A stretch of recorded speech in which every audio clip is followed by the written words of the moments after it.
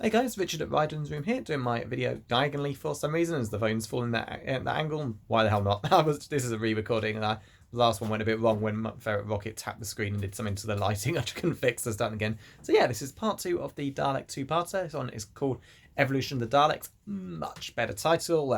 So ever since Genesis of the Daleks with Tom Baker, they've needed to of the into their Dalek stories to sort of legitimize it as a good one. Well, this is not a particularly good one. So yeah, straight onto it. So like I said last week, part 1 was last night, part 1's a much better episode, and oh yes it is.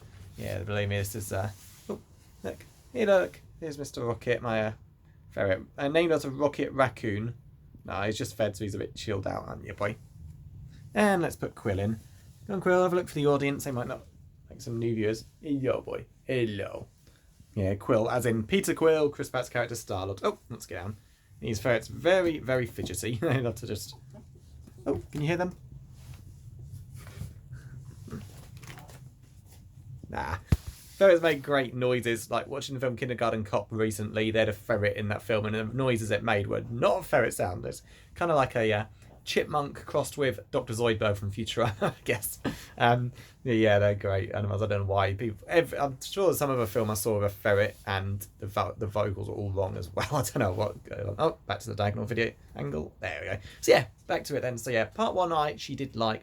But I said I remember part 2 falling apart completely, and oh, it sure did. So it's got good elements, but it really just fails pretty much in every way. I don't know what went, if it's just issues behind the scenes, if like they wrote it like this or it got rewritten, or it's just the angle the direction they went with and it just didn't work. But I've never been a fan of this one whatsoever. So potential for good storyline, again, great setup in part 1, but it just fails. So straight onto it then. So Dalek Sec has crossbred himself with that human, so Diagris, I think it was, and basically the worst human is naturally the perfect fit to merge with the Daleks, and basically the Doctor saves everyone from their base where they've got all the pig slaves holding up, like the people who are going to be turned into like new human Daleks, and they escape. Daleks, of course, catch up with them, wage war. They go to Hooverville, the Daleks, and of course, kill anyone in their path. Well, you only see one person actually get killed. It's, of course, Sullivan, the guest actor of the week. Was a bigger name at the time than Andrew Garfield.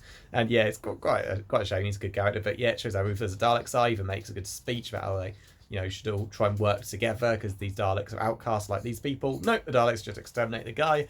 And then the Doctor acts like a whiny little bitch, starts begging them to kill him if it spares everyone. And I know the Doctor always is willing to sacrifice himself to save innocent people. It's something we even saw as far back in New Doctor as the episode Father's Day. But it just, I don't know, it just feels like this is the whole, he's still, he wants to die because he lost Rose and has to, go out, if it, it may save those people, but let's be honest, it wouldn't. The Daleks would still just kill everyone after the Doctor. But yeah, I don't like it. It just doesn't seem right. I don't think David Tennant even acted it well. Not because he's a bad actor, because it's just such a poor bit, and I just don't think he really believed in in what he had to say. So yeah, of course the Daleks spare him. He goes off with them as long as they guarantee everyone else will be safe, and basically makes an alliance with the human Dalek until the Daleks realise this guy wants to change everything that makes them true Daleks, and it's starting with a new human shell of human army they're planning to fill with Dalek DNA, and basically they just overthrow it. They're like, there's a pretty funny line, I went to the Dalek voice, my voice is a bit dodgy, man, but basically, the Dalek said, you told us to imagine, so we imagined your irrelevance. It's pretty funny, how they just overthrow the leader and take over. It's they're not interested in his new way of changing the Daleks. And to be fair, the guy goes way too far. He wants to change everything about the Daleks. He even says that Davros, the creator, who hasn't appeared yet, but there's another reference to him, was wrong in his remove all emotion except hatred, etc. Yeah, the Daleks are pretty much universal failures, but to us, this is just these 4 Daleks. Throughout history, the Daleks have been the worst, worst beings ever, but they've been successful. They conquered planets. Everything is what I miss about the old Dalek storylines. They usually won a lot of the time until they're eventually beaten. There are episodes where they conquer planets, so their slave subjects accepted their rule, etc. Didn't seem to get that anymore, but basically it ends with the Daleks overthrowing Dalek Sec, gunning him down because they decide he's no longer he's no Dalek, and basically the Doctor gets in the way of a lightning strike. All the Dalekanium metal on the Empire State Building basically crosses with his DNA, and all the human slaves that are like just shells waiting to be given the Dalek DNA, they just get Time Lord DNA instead, and they just gun down the Daleks, and Dalek Caan makes his escape at the end to fight another day, and that's pretty much it. So yeah, it's so the things I don't really like about the episode. First of all, I don't like that the human Dalek starts becoming good. You know, the Dalek selected that guy because he was the worst person possible, only get about himself. Dalek Caan even says he thinks like a Dalek, and he starts seeing the good in like everything. It's like, no, he should have anything. He weren't too thrilled about becoming half Dalek himself, so he should have not started embracing the good. Like the moment when the Daleks like just guns down Solomon in like a true Dalek way, and he's like gasped in shock. It's like, no, I don't buy that this experiment would just awaken like the pure humanity, and it just, I don't know. We got villains be redeemable, etc. And I never liked, so that's one of the things I never liked too much. And it's just the ending really sucks. So basically, thing to the Cybermen two-parter. Like the four Daleks come into the room, the Cybermen all shout their delete catchphrase, the Cybermen shout Daleks shout exterminate, and like while all the Cybermen and torture staff are opening fire on the Daleks just open fire, like bang, bang, bang, bang, bang, over and over again, shooting every single target. Here, the two Daleks, while their slaves are shooting them with Dalek guns, God knows how they got all of those, like hitting the Daleks over and over and over again. The Daleks basically say exterminate fire. It goes like that. I think you see them kill like 4 people. It's like while they're being shot at, their shields being drained, they're just taking their time to gun everyone down. It's like, come on, just have a bloodbath for the Daleks, like kill practically everybody, but before they're like blown up. But then of course, good moment, true to the Daleks, Dalek Caan, the one who's plugged himself into war route, the coordinating the battle, just hits the destruct button and kills every single one of those. Pretty cool, and again, it's great because it's just so true to what the Daleks would do. Yeah, the way the two Daleks just basically decide to shout exterminate before firing one shot and then doing it again, even though they're being hit with like dozens of shots at the same time, is just ridiculous.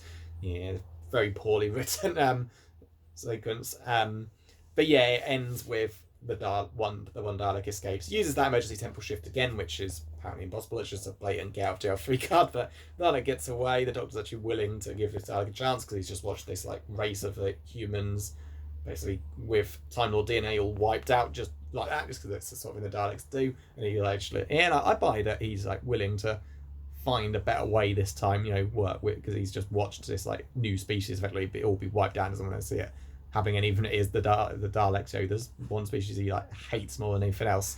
But yeah, I don't mind that bit. But again, too much bad stuff. More the Rose stuff. Her like talking to Tallulah about how she thinks maybe the Doctor could like her, but she just feels like he's just seeing Rose in her and stuff like that. And yeah, it's just, oh god, enough. It's just going on, and it's like, God, why were they writing this in there? I swear. So yeah, if I do return to Doctor Who next year, because I've not been a fan of what it's become, and Frosty is going to start doing all this stuff again, hell no. Hopefully not. But yeah, it just drags my enjoyment down so much, and I can't think of anyone who really liked this storyline whatsoever. Makes you wonder why. If surely like the actors must have had a problem with it, but yeah. So it's good episodes. There's a good story with Laszlo, Tallulah's boyfriend, the one who got turned into a pig slave. Him, helping the Doctor, helping Martha, because they're basically forced to electrocute all those pig slaves to death when they plan to attack them. Again, good scene when Martha's like feels really bad that she's basically killed the Daleks. Basically, when the lightning hits the Empire State Building, they just set all the metal up into the lift where the pig slaves get electrocuted, and she feels terrible that she's killed them. But Laszlo says that no, the Daleks killed them, you didn't. And yeah, it's a nice scene, and it's good to show that it's not so great. And yeah, they had to kill those pig slaves because they would have been killed, but it's still not nice to have to do it.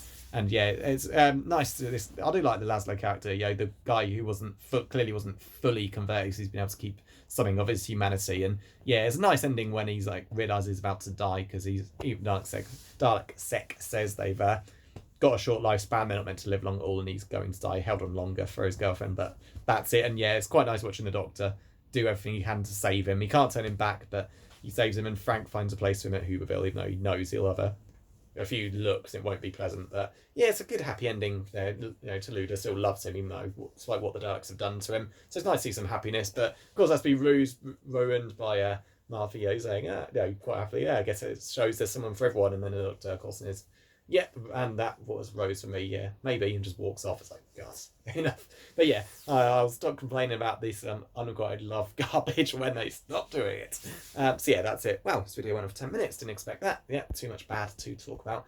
And I guess that's it. So that's pretty much the end of the episode. Again, I'll explain more about I'll come back to this come series 4 when the Daleks inevitably return. There's a contract saying it had to be once a series. They were denying it for years, but it eventually got revealed.